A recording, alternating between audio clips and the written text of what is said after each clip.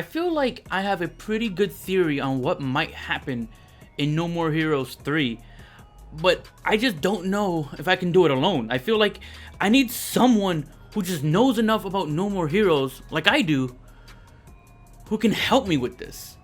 But who? Yo, Shifty! Could've noticed that you need some help though. If you're talking about No More Heroes right there, I'm your man though. I'm your man. Look, perfect for this. Juggz, you're here, dude. I know you love No More Heroes just as much as I do. You're perfect for this. Yeah, totally. I'll have you do this, guys. This is Juggz McGee, huge fan of No More Heroes. Let's get together and let's just talk No More Heroes. Starting us off with No More Heroes 1.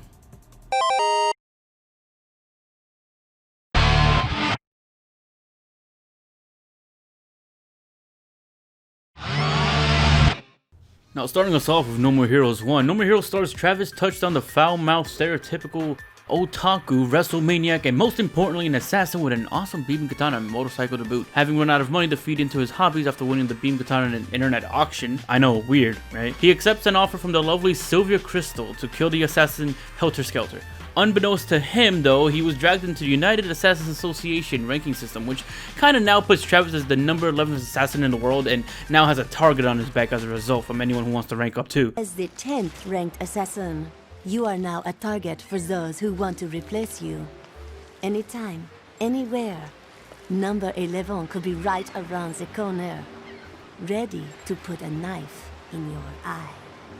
As it is also revealed, Sylvia is an agent for the UAA, who organizes and oversees these ranking fights. Travis agrees to secure the number 1 spot with the promise that Sylvia will give him the piping of his lifetime. Okay, how about this? If I become number 1, will you do it with me? Maybe. Maybe not.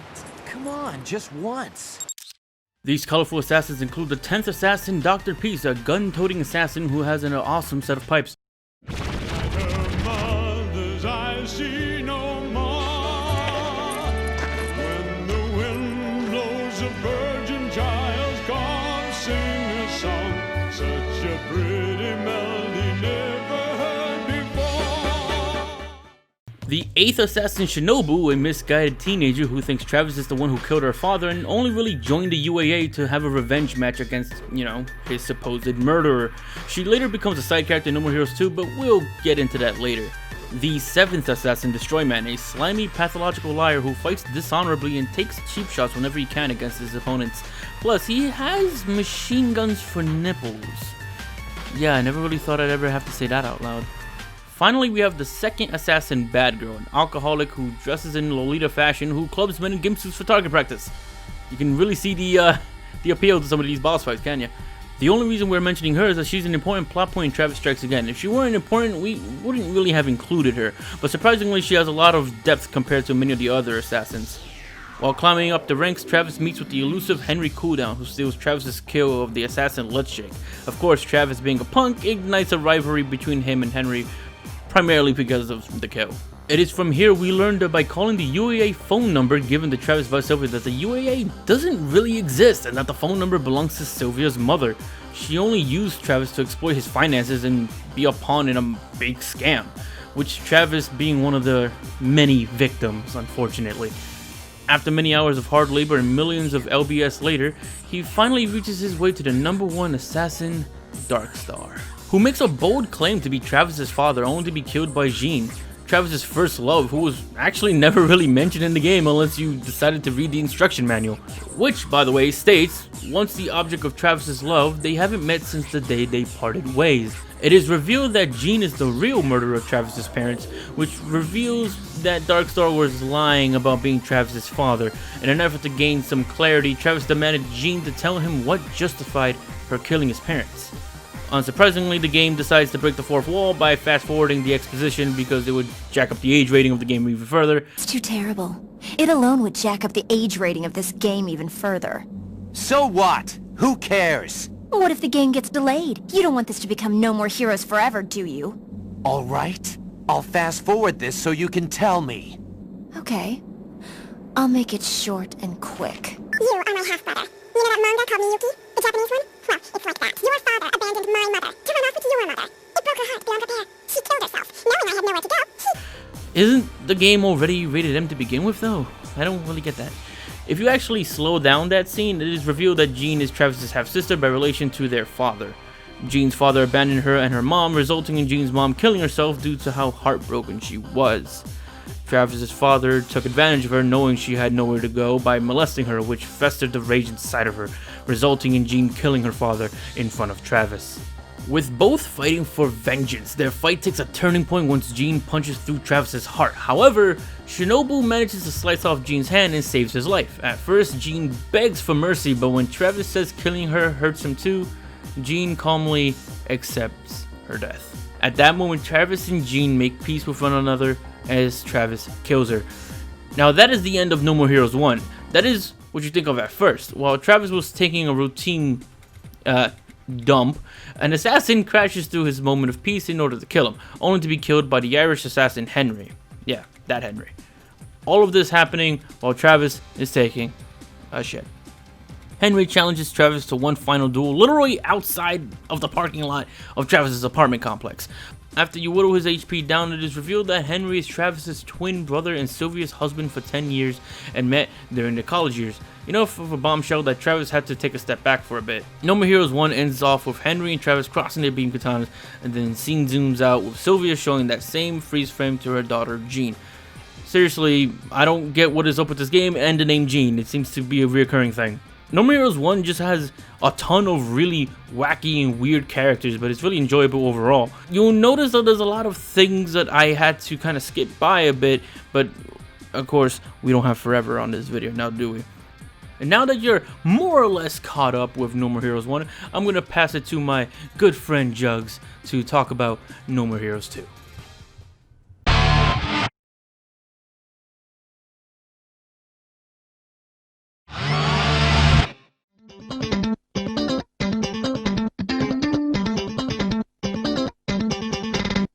No more heroes, it's hero begin. You can't tell nobody but yourself, nothing less to do. No more heroes, no time to stand still if you're gonna be number one. Travis, it's kill or be killed. So here's how the story goes with No More Heroes 2. 3 years had passed as Travis became the #1 assassin of the UAA. Skelter Helter, the younger brother of Helter Skelter, the guy that Travis killed to become the #11th assassin in the first game, challenges Travis to a revenge match for his brother. Like his brother, however, he gets decapitated during battle. Almost like deja vu, Sylvia comes out of nowhere via helicopter who abandoned Travis after him figuring out the UAA was a sham organization. Get this though, she inducts Travis to the UAA for the second time. God damn Travis, how gullible can you be? Then suddenly, Skelter, who is still alive with his head still on his shoulders, warns that a larger plan has been set in motion, threatening him by saying, "Burdened by another's death." Now Skelter's officially dead.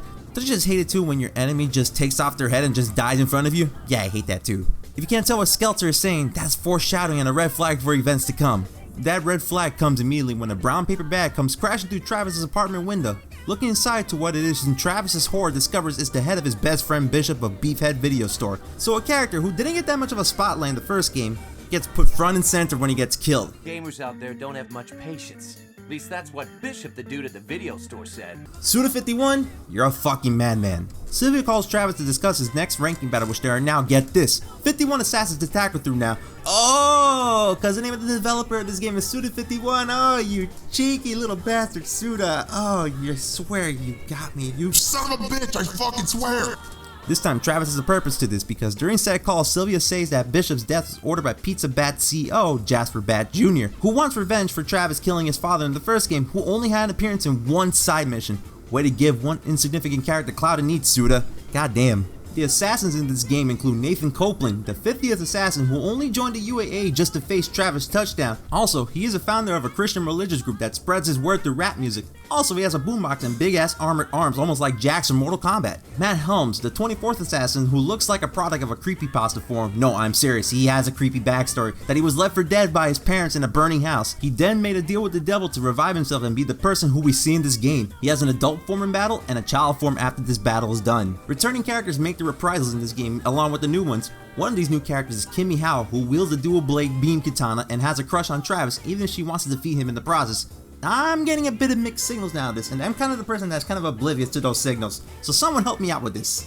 Contrary to the number of assassins, you don't fight all 51 assassins in the game. Charlie McDonald and his cheerleading squad occupy 23 spots in the rankings, which probably is a loophole in the rules, but still ridiculous. A lot of these assassins get fast tracked too because the UAA allowed an organized battle royale where 12 assassins get vaporized by Dr. Let's Shake, and not the Fortnite kind either. Probably too expensive to make the other 12 assassins knowing how much of a tight budget this game had. Dr. Let's Shake reveals that he has frozen Henry in carbonite, Han Solo style. Game doesn't do that much of a good job explaining how, but we'll just roll with it. After defeating Let's Shake, Henry is left in Travis's apartment to unfreeze. During this time, Henry is fighting off a nightmare anime character named Mimi, which you can actually fight and control Henry too. While on the other hand, Shinobu, who was spared by Travis in the last game, returns after defeating Let's Shake to profess her love for him and confess to killing 2 ranked assassins under Travis's name. As Travis keeps climbing through the ranks, he changes as a character as he gets fed up with the UAA and its cruel policies, especially the rule that assassins are supposed to kill each other no matter what, almost as if being exploited by the UAA. This is highly evident in the fights against Ryuji, Captain Vladimir, and Alice Twilight. In the Ryuji fight, both him and Travis were equally matched, and as a result, Travis decides to spare Ryuji. But Sylvia, being that the fucking bitch that she is, shoots and kills Ryuji because of the archaic UAA rules. This marks the only time Sylvia stepped in to finish off an assassin for Travis, much to his dismay, preferring for Ryuji to be killed like a true warrior rather than to be gunned down like a thug. In the Captain Vladimir fight, Travis does kill him. However, the thing about Vlad is that he is a cosmonaut and that believes he is still in space and thinks that the Soviet Union still exists. This guy lives full on in the past. However, after being killed by Travis, Vlad realizes that he's back on Earth and passes away happily. Feeling sympathy for his opponent, Travis convinces Sylvia to leave his remains alone rather than destroy it. Ah, good guy Travis coming through once again. In a sick, twisted manner, however. Yikes. Travis full on rages after the Alice Twilight fight. Alice, already weary of a never-ending cycle of violence, explains that the assassins in the UAA are pawns to them and are unable to escape the ranks. After beating her, Travis asks for her name before she dies and makes an oath not to forget Alice. Covered in her blood, Travis gets fed up with the rank battles, the UAA and Sylvia insisting that assassins are human and that they shouldn't have to die for one's entertainment. He becomes so angry that he fails to notice when his beam katana burns Sylvia's hand. He then declares to overthrow the UAA after beating Jasper Bat Jr. Also, after the scene, Travis gets a little bit of the nookie with Sylvia in a love-hate weird type of way, I guess. That is, Travis's fetish, I guess? You know what, let's just press on. As Travis barges into Jasper Bat's office, as stated before, Jasper wants to destroy Travis's life since he killed his father. Making matters worse, Jasper reveals the heads of Sylvia, Henry, and Shinobu on a silver platter. Bon appetit, bitch! Travis, in a blind rage, attacks Jasper. However, Henry saves the day as per usual in his non-carbonite form too. He explains to Travis that the heads on the platters are fake in order to trick Travis into despair. What is this, another fucking plot to Danganronpa all of a sudden? Both Henry and Travis form a plan to overwhelm Jasper and his hover car, and that works apparently, until Jasper pulls a last-ditch effort and turns himself into an animal air balloon, forcing Travis to fight him in the air. He does defeat Jasper, but free falls from the skyscraper. Before he lands on the concrete, Sylvia saves him and takes him back to his apartment, ending his revenge for Bishop. Now you might think this plot point might be over, but after that it's revealed that Sylvia is the narrator of the game, which is shown through the various cutscenes in between battles that she works in a brothel, further proving that Travis did went through and took down the UAA. As she's entering and sorry through the one-sided glass panel, Travis revealed himself to her and promised to bring her back to Santa the story. Once again, this is a weird relationship. Now, if you were really paying attention, you would have seen that the name of the brothel is Heaven Smile, which is a reference to the Heaven Smile terrorist group in Suda51's earlier title Kill 7. Thought I'd point that out for those who didn't know, just in case. Final summary. Now I'm gonna get a lot of flack for this because apparently that's a sin to say in some Suda51 verse circles, but I'm gonna say it anyways. No More Heroes 2 is a better game than No More Heroes 1 in my opinion. Just overall, the fact that the story is a lot more developed for some characters and the fact that the gameplay has been improved in some cases and we got a lot more depth to what the UAA is and to the depth of what Sylvia and Travis and their relationship is, just adds to the fact that No More Heroes 2 is a much better game in the process. Now I could sit down here all day and just start rambling about how much of a better game it is, but we'll get over the time limit that we want to be making for this video. So anyways, on to the theory portion. Let's go!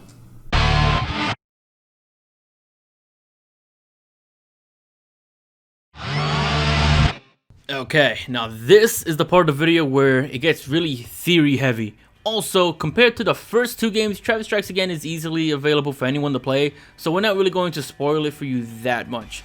All we can really say is that the game is canon and it leads into No More Heroes 3.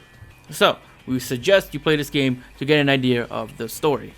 Now, a little bit of background to this game. Travis Strikes Again takes place 7 years after No More Heroes 2, which puts our boy Travis at the rightful age of 37. To be quite honest, it looks like he hasn't really aged a bit from the last game.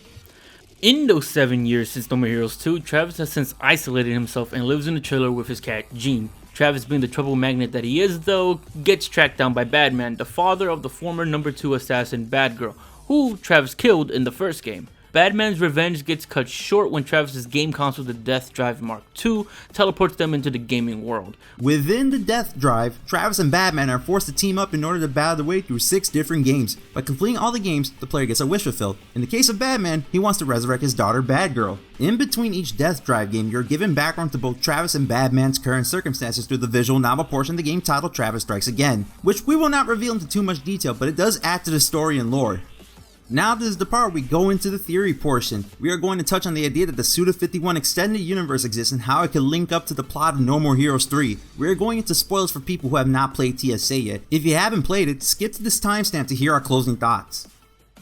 So, with that out of the way, let's introduce the concept of the Suda51 extended universe. In an interview with Fandom, Suda said that No More Heroes 3 is, quote, going to be bloodier, more intense battles between assassins. It's going to be kind of like the Avengers.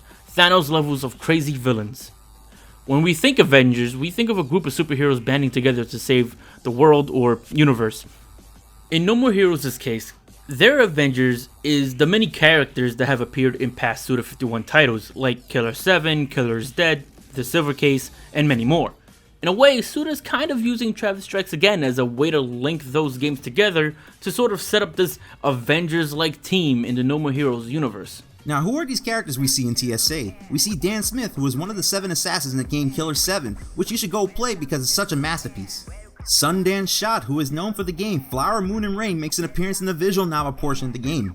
Sticking with the visual novel portion of the game, Uehara is a prevalent character in this part of the game. He is from the Silver Case games, more specifically the 25th Ward. Garcia Hotspur and his Flaming Skull assistant Johnson not only interact with Travis, but one Death Drive game is literally a faux sequel to Shadows in the Dam, although incomplete. Mondo Zappa, who is the main protagonist of Killer is Dead, makes an appearance in this game too. Also remember the game Diabolical Pitch for the Xbox Connect that pretty much no one played. Yeah, that game's character, Nigel McAllister, is briefly referenced. I honestly didn't even know this game existed before this video. We believe that Suda might be introducing these characters as a way to help Travis out when facing against Fu in No More Heroes 3. Hence the whole Avengers quote. We might be taking it to a whole other level and maybe we're looking too much into it, but this theory has some credence at best. But here is what I like to call the money shot. The villain for No More Heroes 3, Fu, was already introduced to us in Travis Strikes Again, but not shown. Here we introduce this guy, Damon Resitello. I hope I said that right. Who is the CEO of Utopia, something like that. He appears in the visual novel portion of Travis Strikes Again and is considered the main antagonist in the novel. He possesses mind control powers and forces people to do his bidding with said powers. We can safely infer that this power is alien based because Damon was shown in the trailer for No More Heroes 3 as a kid, in which he discovered Fu as a stranded alien. Becoming close friends with Fu, Damon assisted Fu in evading government agents and assisted him by building a rocket to send him back home. Through the use of the alien technology that gave Damon the mysterious powers shown in Travis Strikes Again. Back to Travis Strikes Again, Travis discovers that Damon is a bit of a spiteful person. Due to reasons explained in the plot, Travis decides to beat him senselessly since he is not worth killing. Damon vows for revenge against Travis as a result of this. Another thing to point out that can add to the potential plot in this game is through TSA's DLC story, where the visual novel gets expanded upon. You get introduced to the, here we go, West Milky Way Hardcore Bros. Try saying that 5 times fast. They were sent by the Prince, who is shown to be Fu in the No More Heroes 3 trailer, to destroy Earth. The alien duo were about to face off Travis, but were interrupted and left back home. Shinobu, who makes an appearance, mentions to Travis that there might be a special beacon on him that brings otherworldly beings to his location. Hence why the alien brothers appear to Travis, who reveal to him that it's an app that helps them find strong opponents and warps them there. Now that we piece together the clues, what can we infer about the story for No More Heroes 3? So it goes something like this. Fu reunites with Damon after 20 years, in which we can assume that he summoned him to enact his revenge plot as a result of getting fucked up by Travis, only for Fu to go off the rails and take over Earth under the guise of building his own superhero team as their means of world domination. This is most likely due to the result of the alien duo and TSA finding out strong opponents like Travis in TSA. And that's about does it for our No More Heroes recap / theory video. If you guys enjoyed it, make sure to please check out Juggz. That dude does an amazing job writing a lot of my crazy thoughts down. He also did obviously his separate parts in both the theory and talking about No More Heroes 2 specifically, so please check him out if you haven't already. He does great stuff. And if you guys are interested in checking out any of my other stuff, I do a lot of Smash Brothers content and all that good stuff. If you haven't, you know, seen me before, if you've seen me before, make sure to like the video and let me know in the comments down below how you guys feel about this theory, if you feel like it has any credence, and if not, totally cool. Let me know what you guys think will be going down. And until then, I'll see you guys in the next one. Shifty, yeah, Shifty, wanna be the #1 gamer, come and get me. It'd be dope if you subscribe, could you like the vid, please? Take your time, you don't gotta do it swiftly. Shifty, Shifty, wanna be the #1 gamer, come and get me.